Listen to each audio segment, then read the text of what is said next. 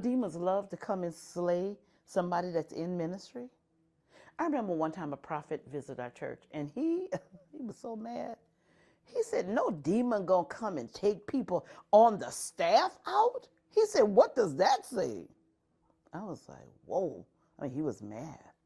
And do you know that next year 3 or 4 of them got pregnant? I said, well, that little crazy prophet wasn't as crazy after all, because that's exactly what he said.